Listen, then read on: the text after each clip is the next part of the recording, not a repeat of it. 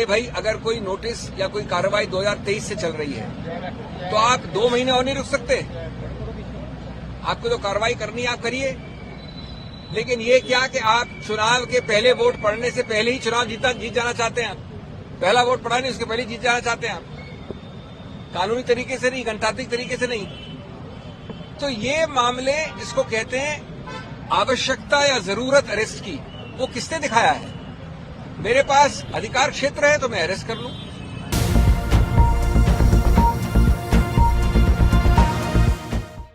दिल्ली के सीएम अरविंद केजरीवाल को Rouse Avenue court ने 6 दिन की ईडी की रिमांड पर भेज दिया है। उन्हें 28 मार्च को दोपहर 2 बजे कोर्ट में पेश किया जाएगा।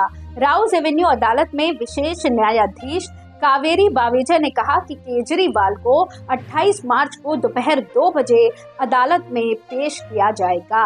ईडी ने इस मामले में 10 दिन की रिमांड की मांग की थी, लेकिन कोर्ट ने सिर्फ 6 दिन की रिमांड ही स्वीकृत की है।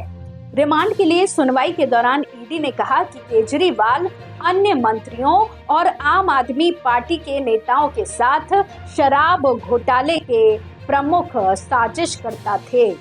ईडी ने जस्टिस बावेजा को बताया कि केजरीवाल को शराब नीति को तैयार करने और उसे लागू करने के लिए साउथ ग्रुप से रिश्वत के रूप में कई करोड़ रुपए मिले थे।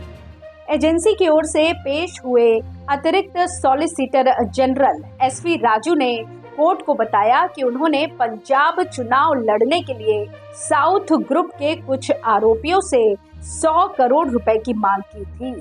कानून अधिकारी ने कहा कि मनी ट्रोल से पता चला कि गोवा चुनाव में इस्तेमाल की गई 45 करोड़ रुपए की रिश्वत 4 हवाला मार्गों से आई थी। उन्होंने कहा कि कॉल डिटेल रिकॉर्ड के जरिए आरोपियों और गवाहों के बयानों की पुष्टि की गई है। आपको बता दें कि केजरीवाल को 22 मार्च को दोपहर 2 बजे कोर्ट में पेश किया गया था। रिपोर्ट्स के मुताबिक एएसडी राजू ने अदालत को बताया कि हमने 10 दिनों की रिमांड के लिए आवेदन दिया है। उन्होंने कहा कि आप एक व्यक्ति नहीं बल्कि एक कंपनी है और कंपनी के संचालन के लिए जिम्मेदार प्रत्येक व्यक्ति को जिम्मेदार ठहराया जाएगा। केजरीवाल की ओर से पेश हुए सीनियर एडवोकेट अभिषेक मनु सिंघवी ने कहा कि भारत के इतिहास में ये पहली बार है कि किसी मौजूदा मुख्यमंत्री को गिरफ्तार किया गया है। उन्होंने कहा कि केजरीवाल को गिरफ्तार करने की कोई जरूरत नहीं थी। सिंघवी ने कहा कि प्लीज रिमांड को एक नियमित अभ्यास के रूप में न देखें। इसमें महत्वपूर्ण न्यायिक माइंड के इस्तेमाल की जरूरत है।